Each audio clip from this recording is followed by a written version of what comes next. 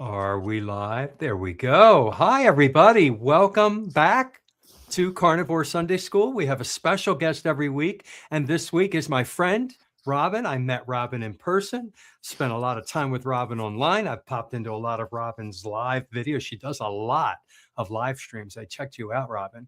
And she's better known as the Carnivorous Grama. She brings wisdom and life experience and real world perspective to the carnivore way of eating, showing that it's never too late to reclaim your health. And her story resonates with so many because it's honest and grounded and inspiring. And we're grateful to have you with us today, Robyn. How you doing?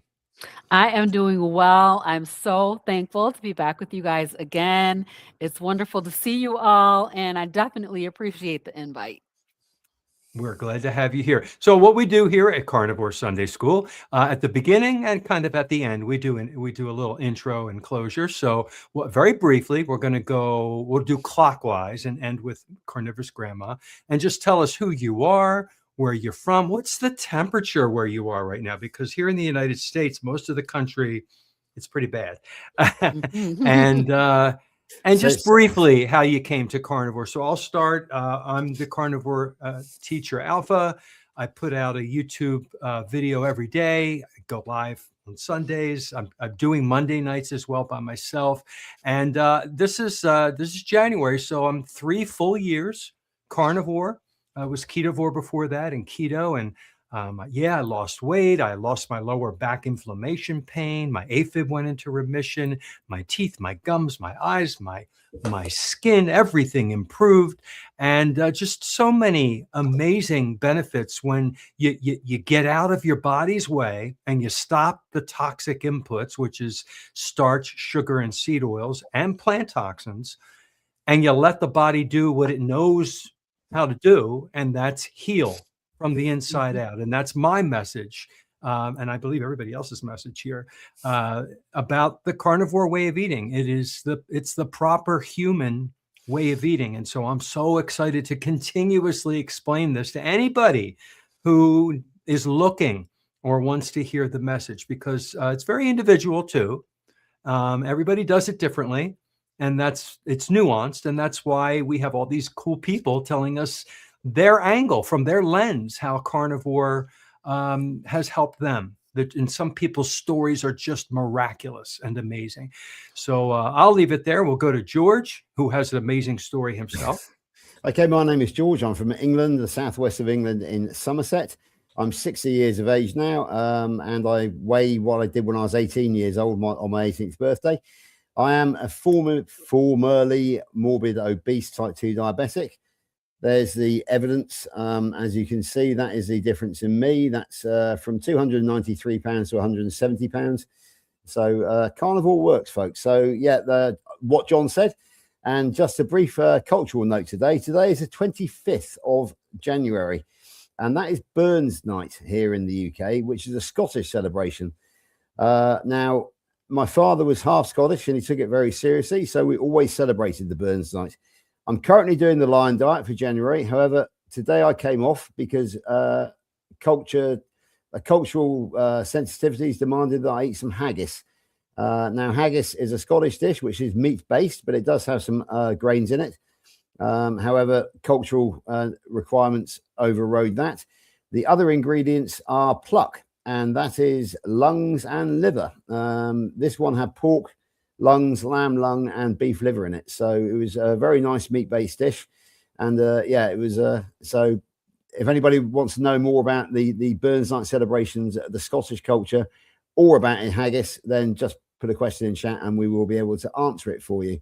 So that's me for this week, I think. So over to Stephanie.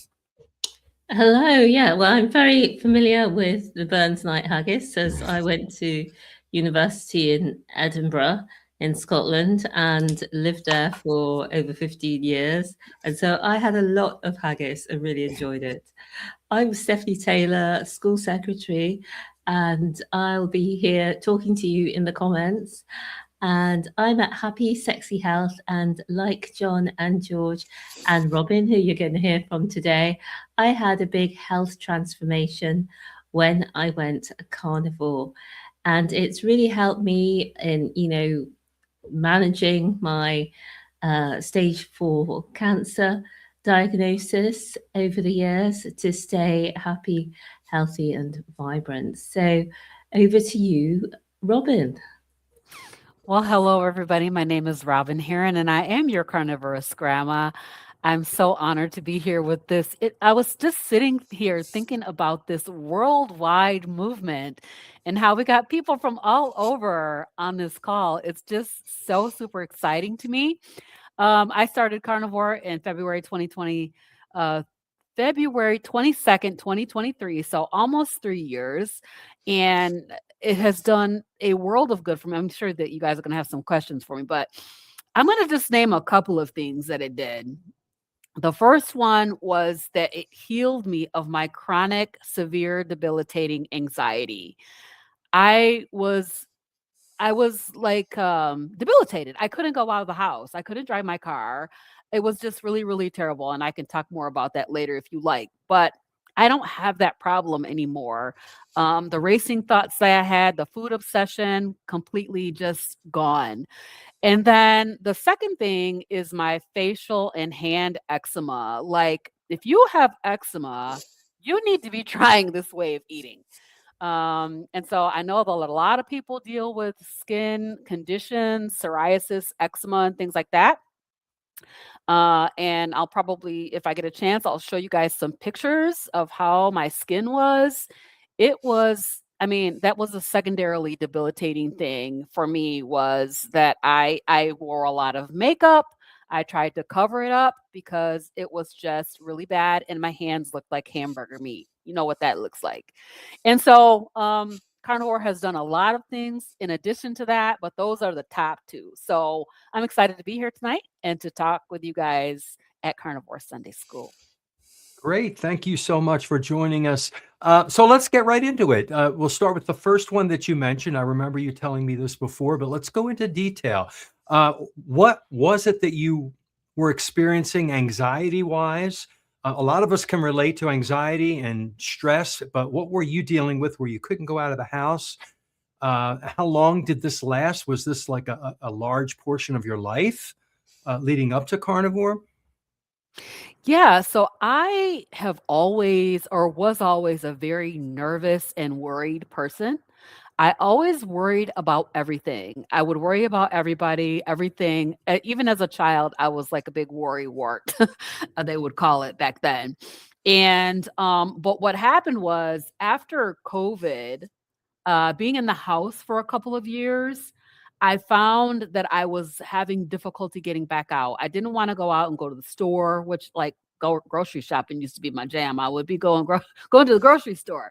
And then I would get in my car and I would have to, like, turn around and go back home. So some of the things I was experiencing were, I was having severe fear of crossing over bridges, which I've always been kind of afraid of heights. And I still am afraid of heights, to be honest, but I would find myself slowing down before crossing over a bridge. Now, that could be really dangerous depending on who's behind you. You don't want to be slowing down and almost stopping to, like, prepare myself to cross the bridge. My heart would be in my throat. I would just be terrified to cross it. Even just regular overpasses you're driving through town, you got to go over an overpass. I got to cross an overpass to get to Costco. It's one of those little skinny ones, 2 lanes. And I would be basically stopping my car before crossing because I was so afraid to cross it. So that was really bad. I had just racing thoughts, always worried about everything. I would tell my family members, don't make my phone ring. Do not call me on the phone, because as soon as the phone rang, I would be like, something has happened. Somebody died. Something has occurred. Just text me. Let me know that you want to talk to me through a text. And then that's a little softer approach. So I was very worried. And then, like, there was another one that was so weird. I don't know if anybody else has ever experienced this, but you're driving on a sunny day through a tree-lined road. And what are the trees doing? They're casting shadows on the road, right? Everybody has seen this while you're driving. I would be so freaked out by those shadows that I would have to go home Like, lay down, take some rest. It was very, very debilitating. I had to ask my doctor for medication. She put me on Zoloft, which, if you've ever been on Zoloft, you know it dulls you out. You just, I mean, you feel kind of bland on that. But after 1 year on carnivore, after 90 days on carnivore, I weaned myself off of that Zoloft because I was like, I wanted to see, is carnivore affecting this? I felt like it was getting better, and it actually was, and keeps getting progressively better over time. Um, and there are certain things that I can do that will bring that back. Like I added some mint one time. That was a terrible idea because that anxiety came raging back. So there are certain different foods and stuff like that that I have tried that have caused my anxiety to really rebound. But typically, on a primarily meat-based way of eating, I don't experience anxiety in the way that I did before.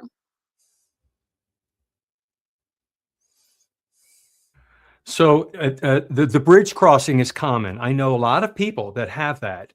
It's interesting. I wonder if they go, and people I know are not carnivores. So I'm curious how this works. What do you think carnivore did to your brain that Zoloft could not do?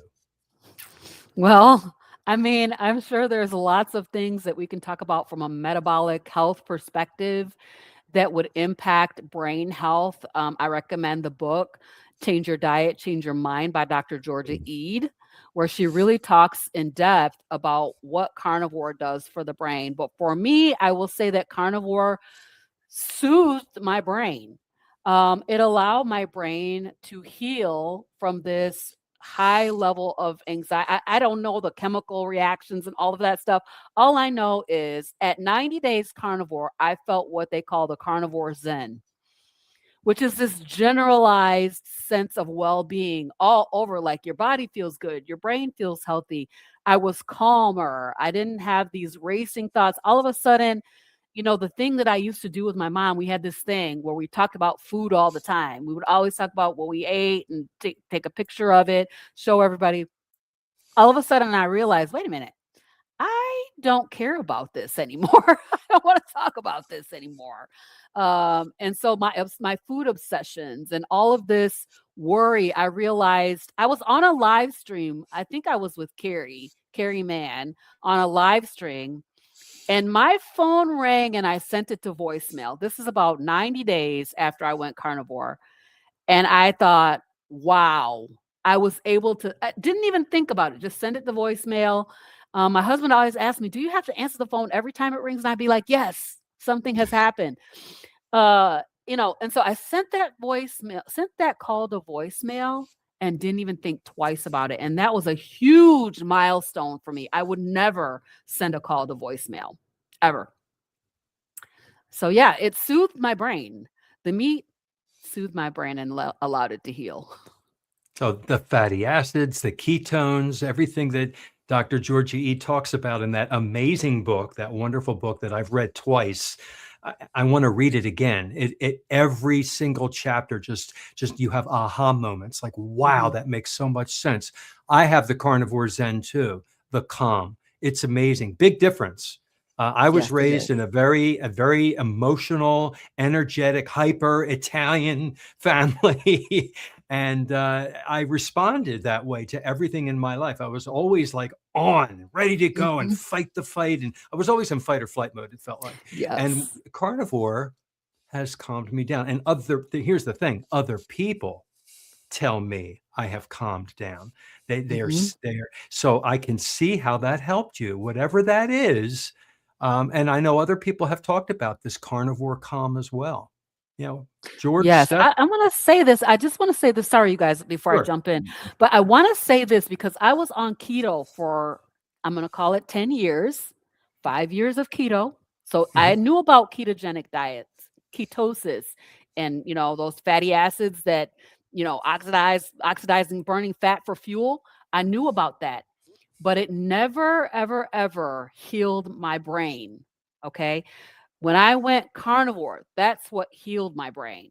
So just being in ketosis didn't do it. It was the meat only that soothed my brain and allowed it to heal. The removal of the plant toxins, I bet, Exactly. because Mhm. that's what you did. You That's what I removed. did. Yeah. Oh, sorry, go ahead, guys, go ahead. No, I was just I don't want to do all the talking. George, did you have, or Steph, did you have any comments Yeah, on this particular topic? I do, because I really love that book as well, because it's reviving in a modern setting with modern research, i.e., recent research, what has been known for well over 100 years and also documented in the research is how that the fatty meat specifically heals the brain. And it was used, as we know, to treat both type 1 and type 2 diabetes at the time. For type 1, it was the only way of being able to keep people alive for a little bit longer. You know, we have to remember that these were deadly, that this was a deadly condition back in the day, 100 years ago. And then when it was used, the same therapeutic ketosis diet for epilepsy in children, before there were drugs for it to treat it, I wasn't aware, because when I used to hear about ketosis being used, I was thinking of, you know, what you see in the pictures, meat and veg, basically. That's the foods that I thought they were feeding these kids when they were talking about the therapeutic ketogenic diet. But actually, what they were talking about, going back through, it was either that book or maybe it was another book that I've read that went into actually what did the children eat? And the children were eating fatty meat, and it had to be a specific ratio of fats to protein. So the fat was as important as the meat. And all of this information is essentially lost in terms of what's being used on an everyday basis. If you go in and ask, is there anything I can do to help my epileptic child, or is there anything I can do to help myself with epilepsy?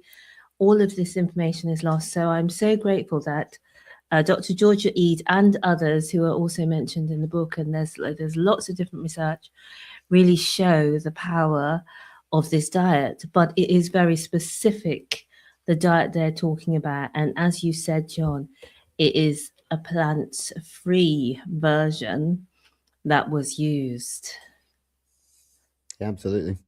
Yeah, just to pick up on that, then what Steph's talking about is forgotten knowledge, stuff that we knew that has been lost over the mists of time. I can confirm that it was Dr. Russell Wilder of the Mayo Clinic who first termed the word ketogenic back in the 1920s, and that was specifically to treat epilepsy in children.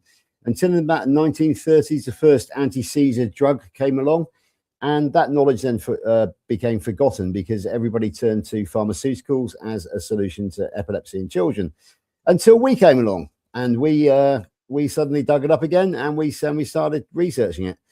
As you know, I'm the carnivore historian, some people call me, so I had to research where the term ketogenic came from. Dr. Russell Wilder in the 1920s, in the Mayo Clinic. So there's a little bit of history for you there. And on the other note, yeah, I am irritatingly happy all the time these days. My anxiety about the future has gone. I used to worry really about homelessness and various other things. I wasn't working all the time. Now I take each day at a time. Possibly our great friend Dr. Kiltz has had something to do with that, because he believes in having faith, trusting the process. The past is history, the future is a mystery, and today is a gift. And you live for today. And I don't plan ahead like I used to. I do make plans for the future, but I don't worry about those plans at all. And I know that each day will take care of itself. Our great friend Grama, who's in the crowd tonight, wrote a song called Another Dawn, and I'm grateful for every dawn that I wake up, because it's I greet the day with the gratitude attitude, as Dr. Kiltz would say. I live for the day. Tomorrow will take care of itself. I'm very irritatingly happy most of the time now, and so yeah, that is a massive anxiety. The stress and anxiety have gone, and it's as Robyn will tell you, because I was on in her chat last night. I'm always looking for the fun in carnivore as well. Dr. Kiltz has the rule of F's, and I don't think we put fun in there. I'll have to speak to him about that, because he has faith, fat, fasting, fitness, and fertility. And there is another F there, which we can substitute for fertility, which we can't use on YouTube. But of course, there is also fuel. There is, yeah, absolutely, Robyn.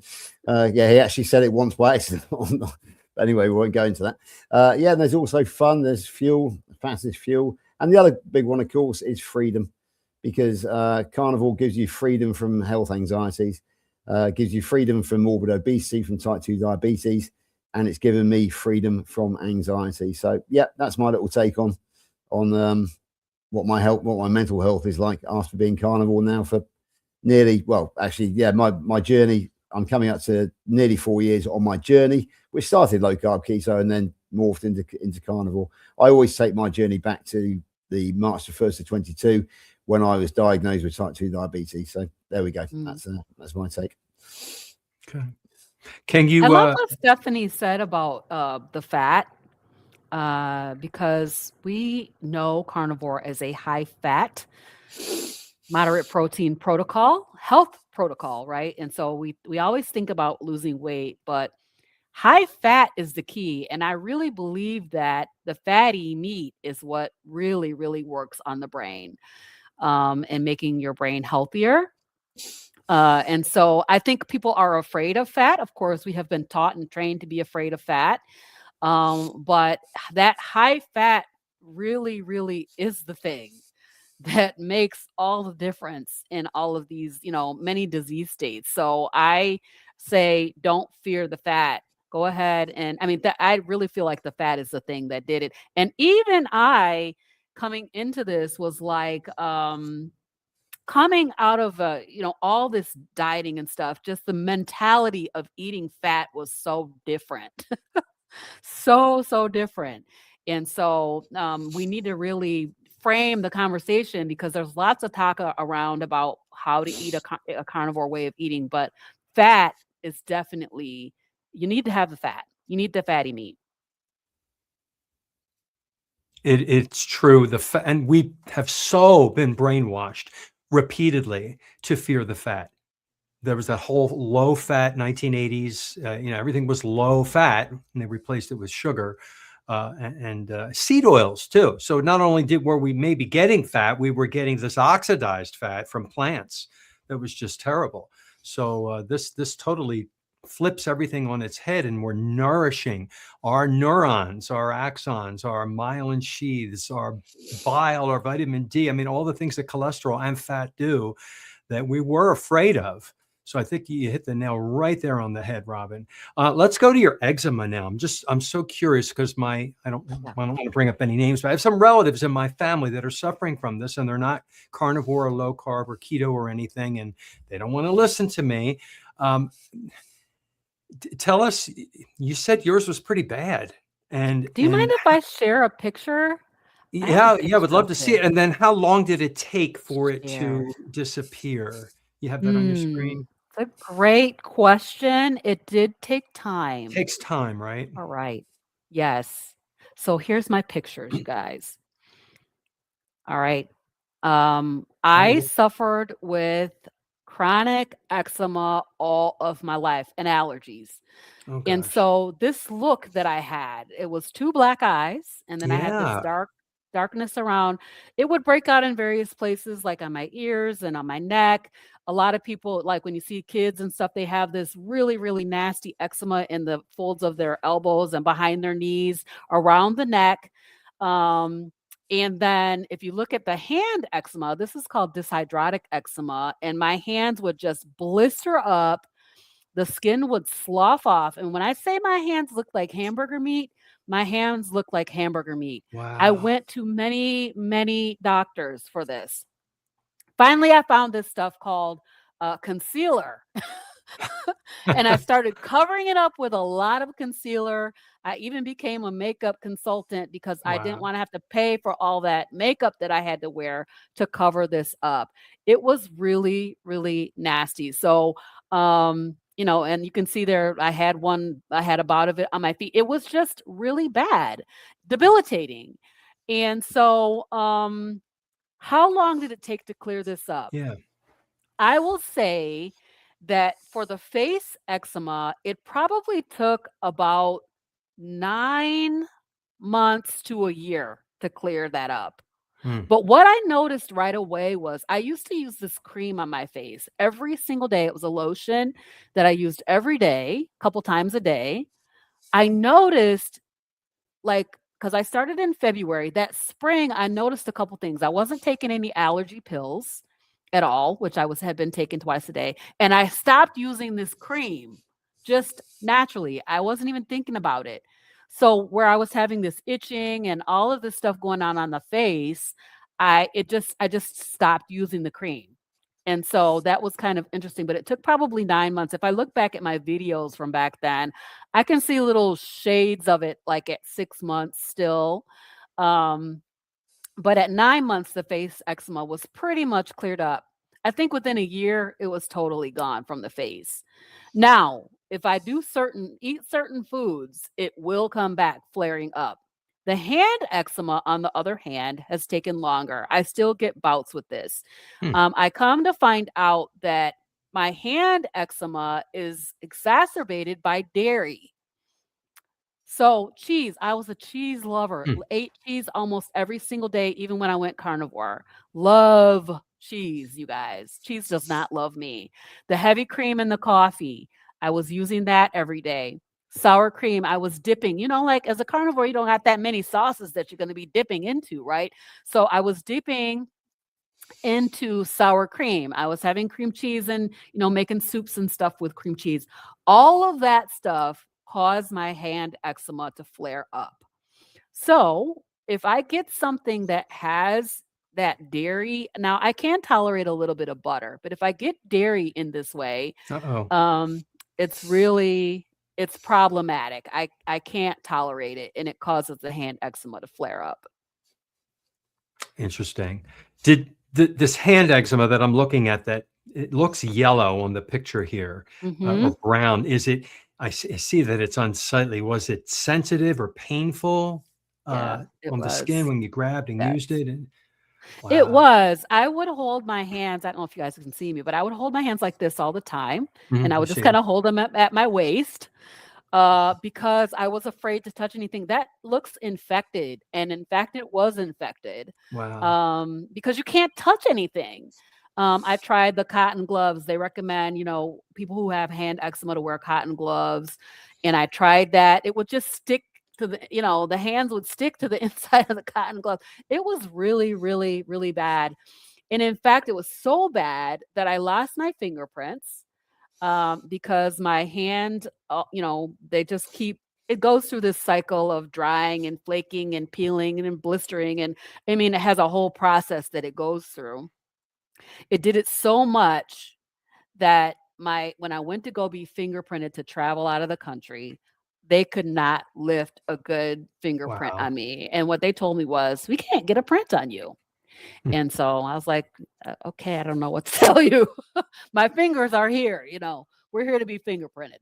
So it was just really, it was really tough. So hand eczema, dyshydrotic eczema, exacerbated by dairy, and also seed oils.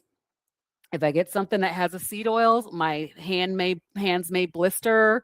I'll get some cracking, but I try to stay away from seed oils, and I definitely am not utilizing any dairy anymore. So go ahead. That's a good time, because actually we have had a question about it as well. So I thought actually this would be good to have right here. And I can say as well that I know about the weeping, and actually mine used to, I don't know if you call it pus, it was like clear. It used to weep like Yes. liquid, Yep. clear liquid would come out of it. Mhm. And so it's always evolving and changing, and everything about it is sore. If you scratch it, it's sore. If you don't scratch it, you want to scratch it. It's just awful. But Terry B312 says, Robyn, I was at Costco the other day, and an African-American cashier mentioned her dry skin on her hands. Has Carnivore helped you with dry hands along with the eczema? So I would say that eczema is very moist. It's wet. It's damp. It goes through phases of drying, but as Stephanie was saying, it goes through these weepy phases where it's very wet. And so for dry skin, I recommend tallow to place on your skin as a topical ointment type of a thing. There's lots of great companies out here that are doing it. I definitely recommend Emma Mann's Compassionate Carnivore products. She has the best products I feel that I've ever tried on the market so far.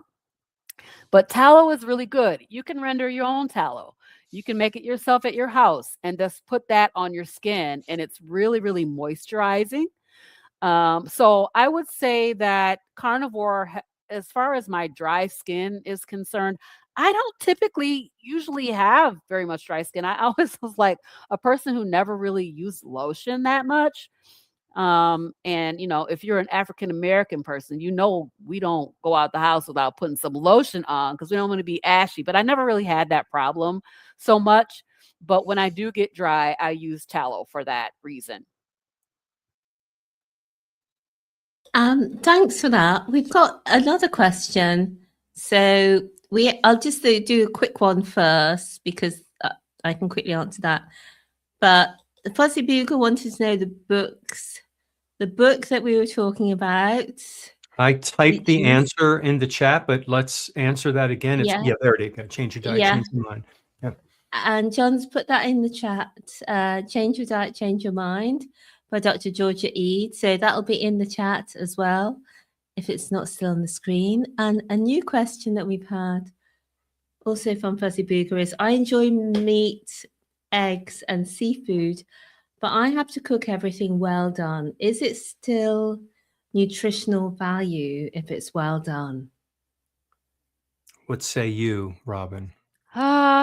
I think certainly it has nutritional value. I feel like most carnivores lean towards cooking things less than more. But certainly if you're talking about beef, then, yes, I would think that we still have nutritional value for sure. But you'll probably want to kind of lean toward cooking it a little bit less, particularly your red meat, your beef. And look, I know that I grew up eating everything cooked till it was dead. Like dead food, right?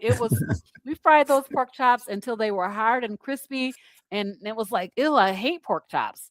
Well, come to find out, we were overcooking everything. You cook liver. My mom used to cook liver. She would fry that stuff to death, literally, and it was just overcooked.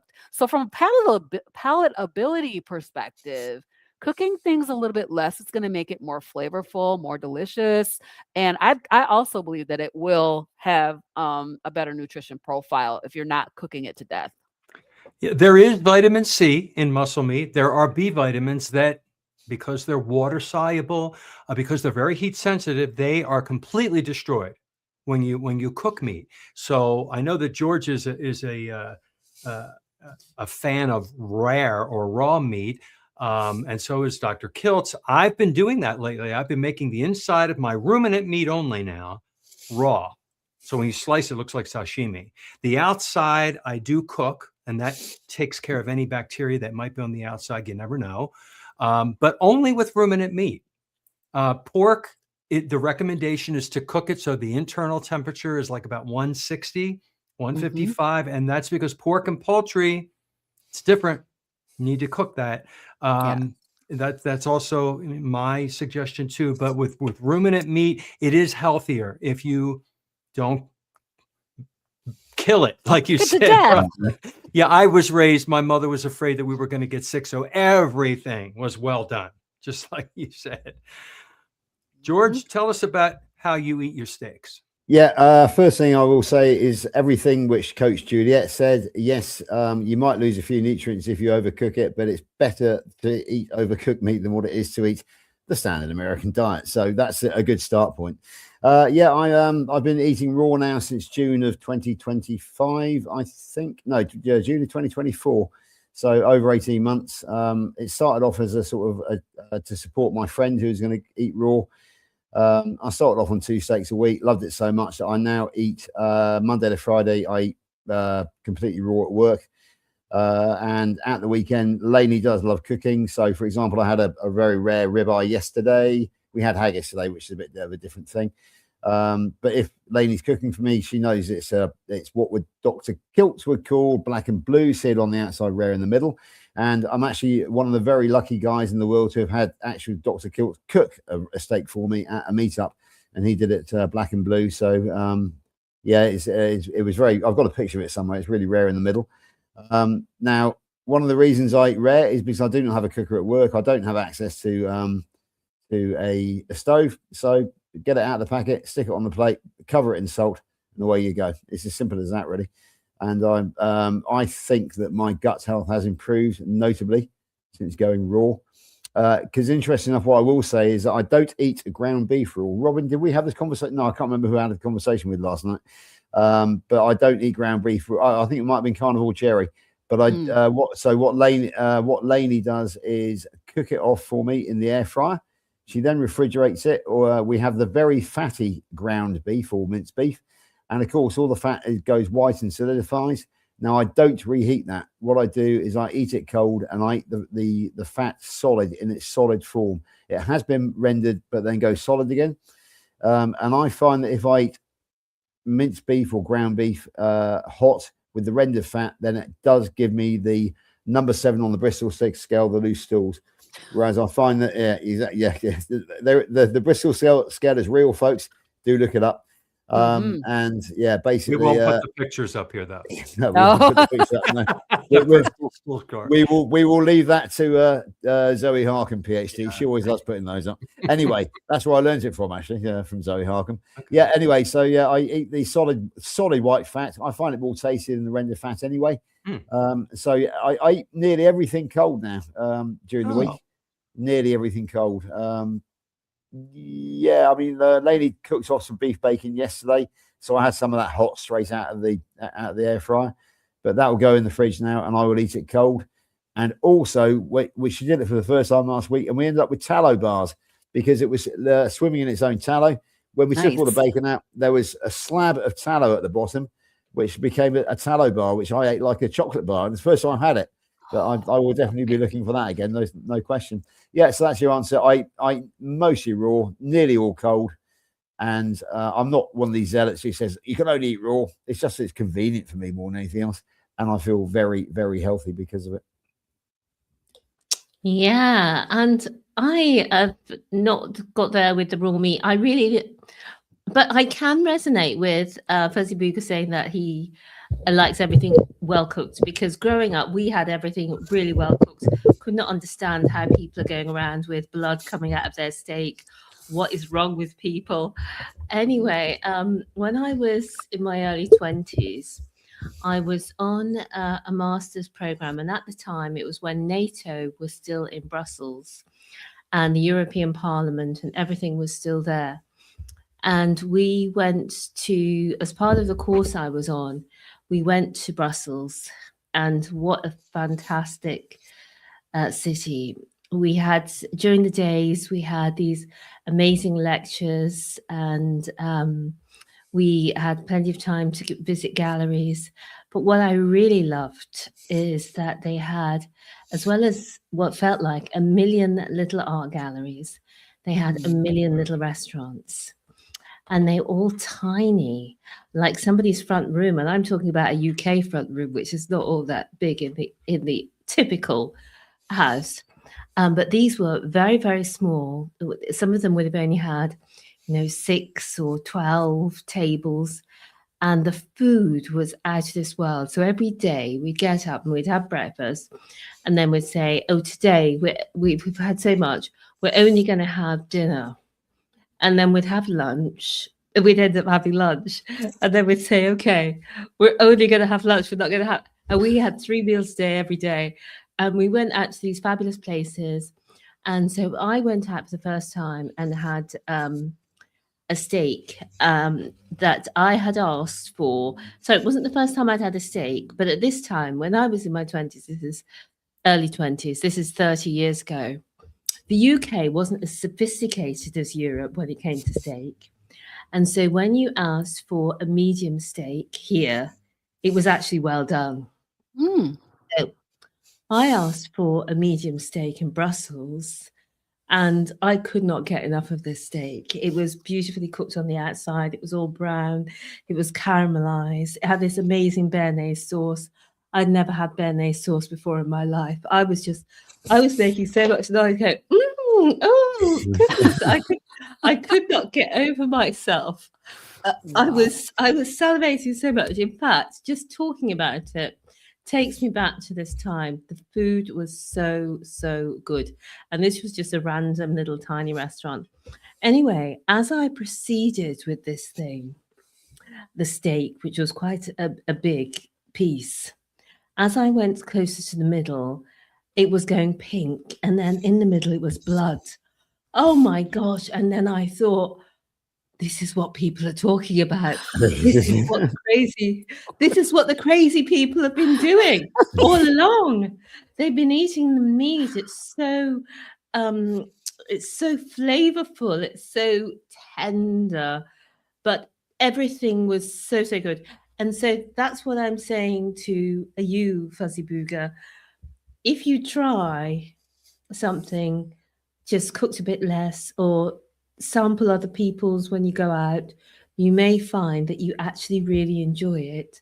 Not necessarily cooked medium rare, but maybe medium instead of well done. And then maybe you progress a little bit, like I did, from extreme well doneness to now. Mostly I have, depending where I am, I'll order rare or medium rare. And recently at home, I just had this urge to eat. I got my beef from a farm, so it was a better quality beef, an organic farm. Sorry, beef liver. I got my beef liver from an organic farm, not from the supermarket. And one day I just had this urge. I'm just going to have the liver raw. And honestly, it tasted so good. So I think these things can come upon you sometimes when you think, I would never eat something rare, or I would never eat something raw. Sometimes you're just going along with your carnivore life and the urge compels you, or a flavor you weren't expecting captivates you. So that's my thoughts on raw. Mm. Good experiences, good stories, and people are chatting and talking to themselves about how they eat their food. And I would never try this and try that, and it is very individual. It's taste, it's what you like, but it's also fear mongering from our childhood and breaking through that. When I had my first medium rare steak in my life, I was in college. I was at a cookout, and somebody they were making steaks, and I wouldn't have had it that way. But I cut it, and it was the greatest steak I'd ever had in my life, because all the steaks before that were all well done. So unless you try it, just break through your psyche and try something that people say is okay, but you have a phobia about, you may surprise yourself. Absolutely. Yeah. So I have another question for you, Robyn, while we're here.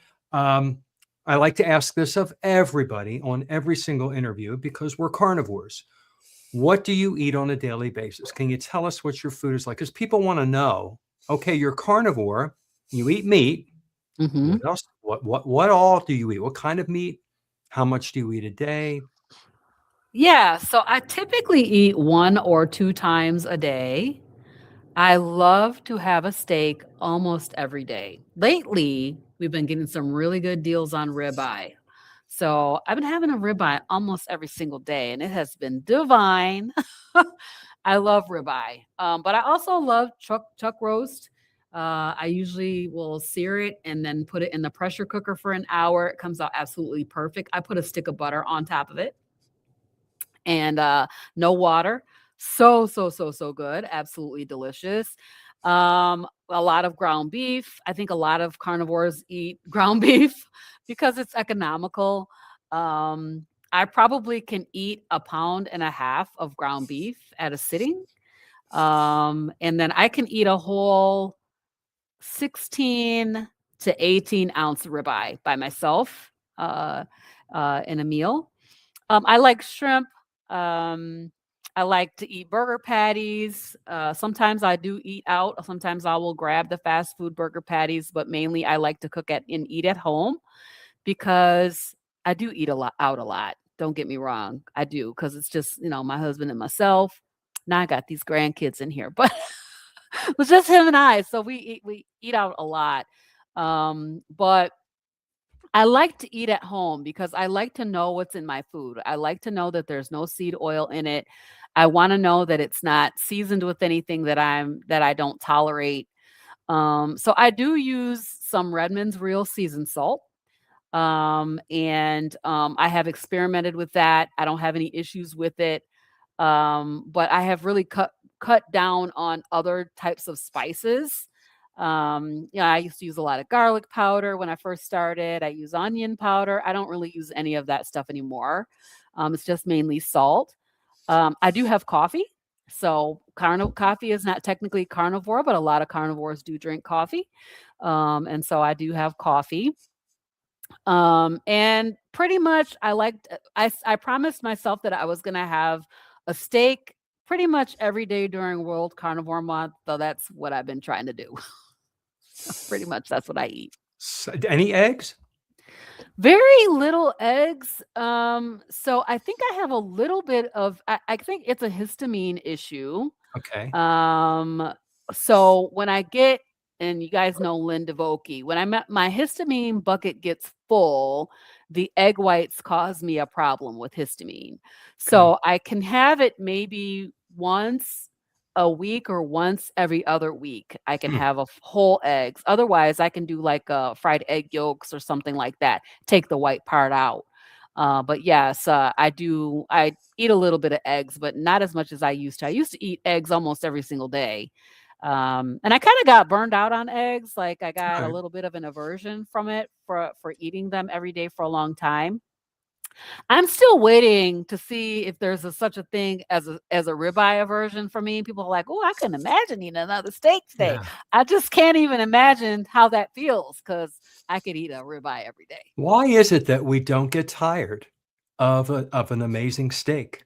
Yeah. I mean, a lot of people ask that question. Aren't you sick of eating steak every day? And I don't.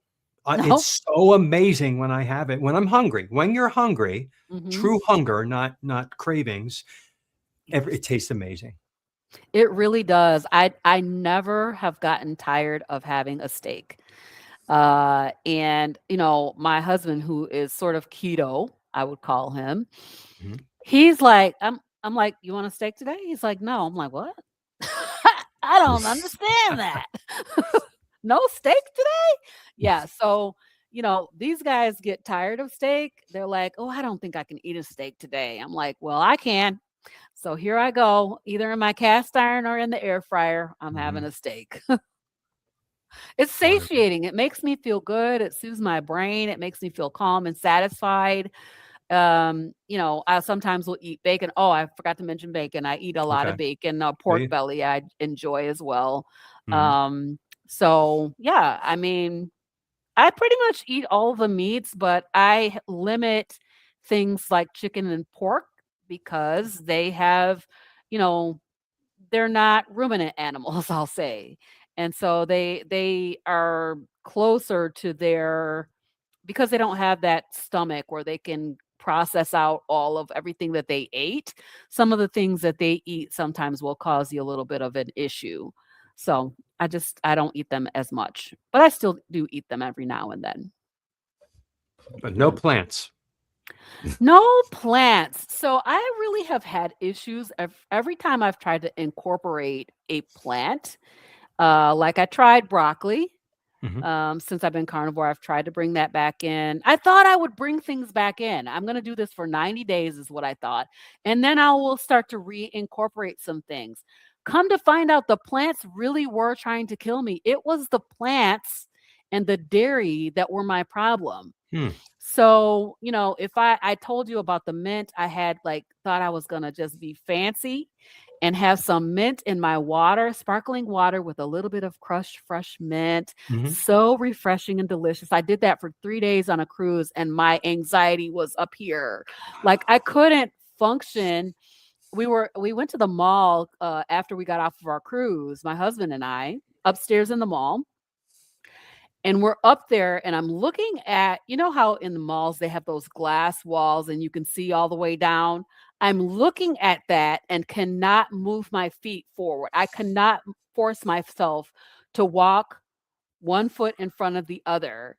My anxiety was so high, and I'm holding on to my husband. He's like, "What's wrong with you?" I'm like, I can't move. We have to get down. We're going to have to go down. And that was just from 3 days of having a tiny bit of mint crushed in water. So it's not worth it to me. It's not worth it. I don't want to experiment with anxiety. That's not something that I'm willing to bring back into my life, to practice eating plants. And so at this point, I know that I could probably eat cabbage. And I had a little bit of, what is that stuff called? The thing that they make with cabbage, the fermented cabbage. I had a little bit of that when I had to take an antibiotic. Yeah, sauerkraut. I had a little bit of that. No issues, but I'm not really, I don't want to bring them back, because I feel like if I get to a certain upper limit, what's going to happen with my anxiety? I'm not willing to go back to that. Oh, I can't hear you, John. You're on mute.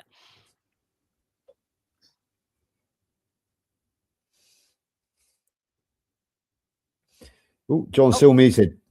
Yes. John's away. Can we just? Did I see a question about something to do with the cat, Steph? Did he pick that question up? Oh yes. Sorry.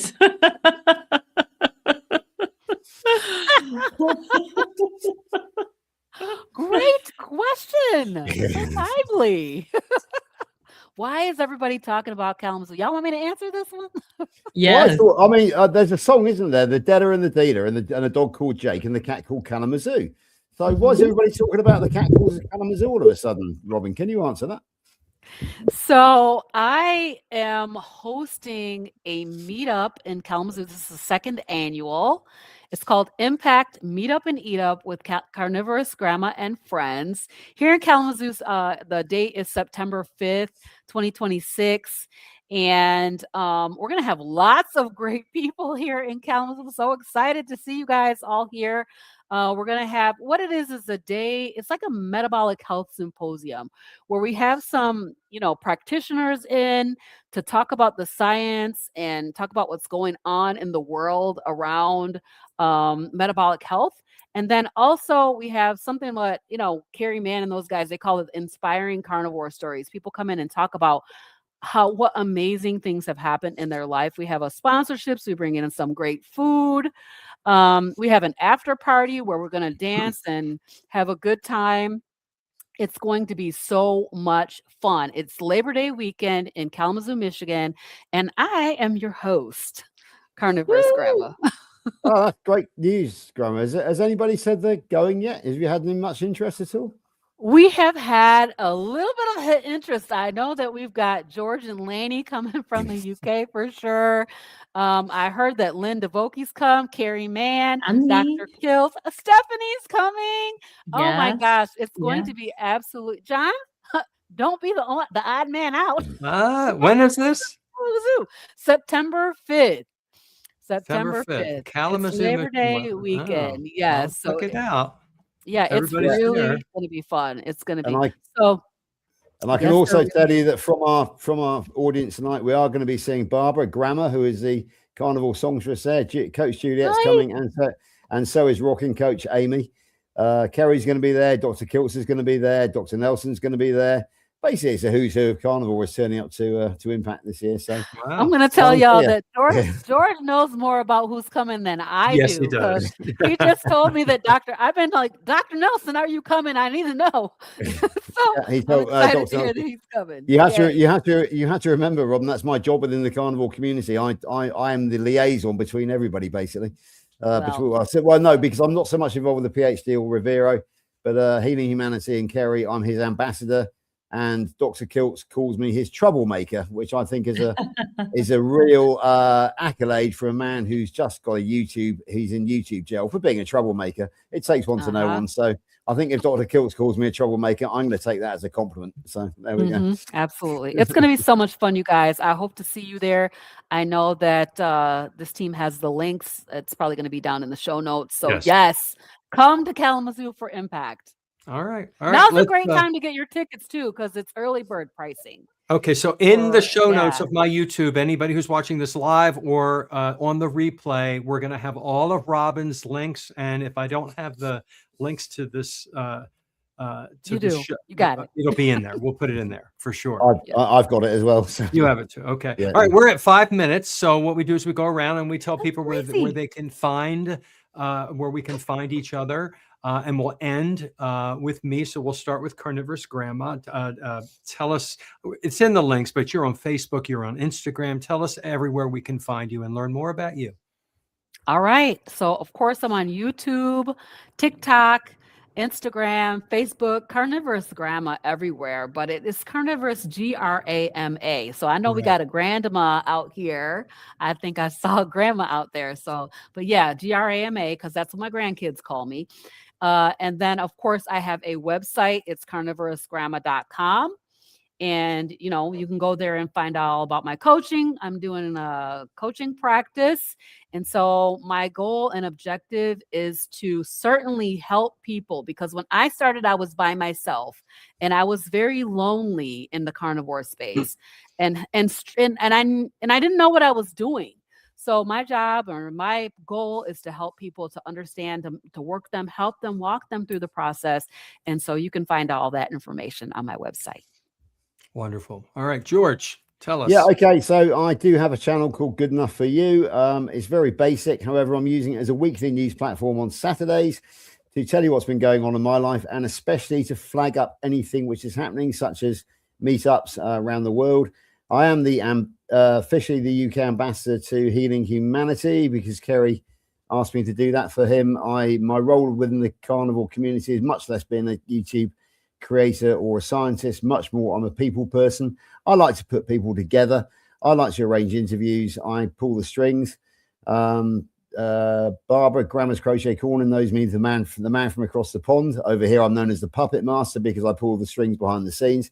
So that's me, really. I'm a nosy type. If you've got any news for me, come and find me either on my channel or Facebook. Let me know what you want broadcast, and I will make sure the entire carnivore world gets to know about it. Because if I don't know somebody in the carnivore world, then I know somebody who does. So that's my role, really. I'm the people person, not the scientist. I'm a bit of a technophobe. So on that note, over to somebody who is not a technophobe, but who has very kindly trained me a bit in my technology over the years, and that's the wonderful Stephanie. Hello, yes, I'm Stephanie. It's been so good talking to you all in the comments today. It's such a great community. I can't wait to meet you all in Kalamazoo and at any other meetups along the way.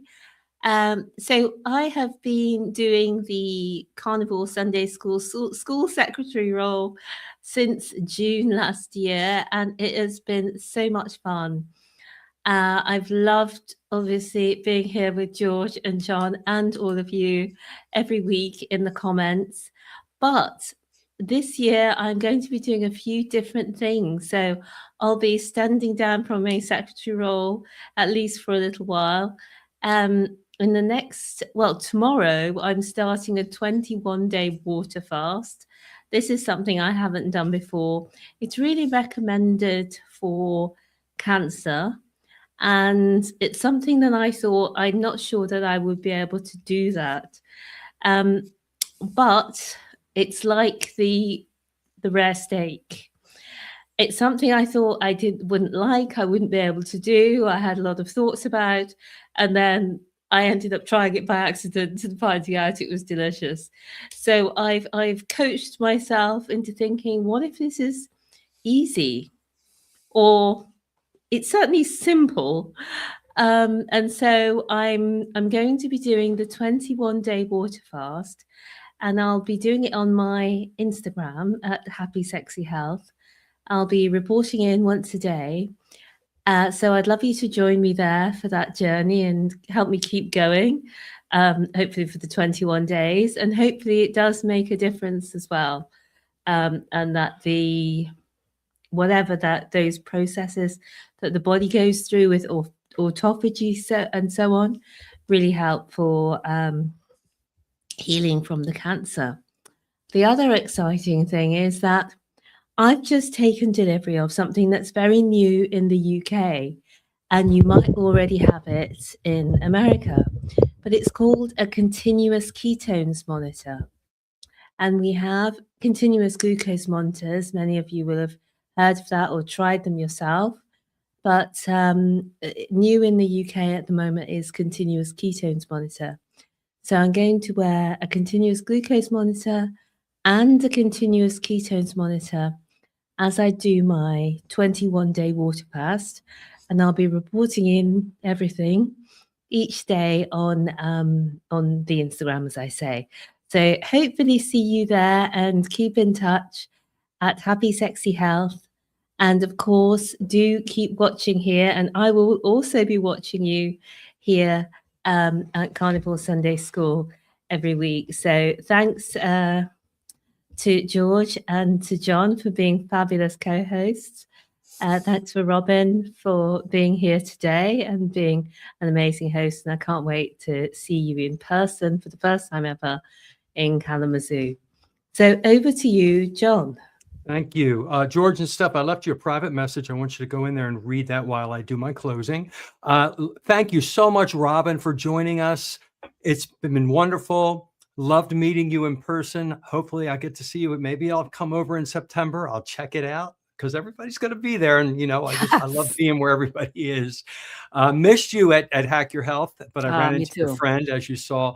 And you know, one of the pillars that George often talks about is community. And it is as important as eating the meat itself. It really is. And so getting together and supporting one another and encouraging one another, I'm a fan. And I promote that as well. I'm a Carnivore Teacher Alpha. I'm on YouTube every day. I put out a lesson. I'm here on Sunday School. I'm on Monday night if you'd like to join as well. And please just check everybody out here on the screen. If you're watching for the first time or on the replay, and be part of the community, because that is so vital and so important. And it's a wonderful community. We encourage one another. We give to one another. I feel the love with this community, everybody. And there's so many cool people that you get to meet. So if you're new, welcome and join us. So with that, I'm going to end our Carnivore Sunday School. Thank you, everyone, for coming. We'll be back next Sunday with another special guest. Take care. Bye, everybody.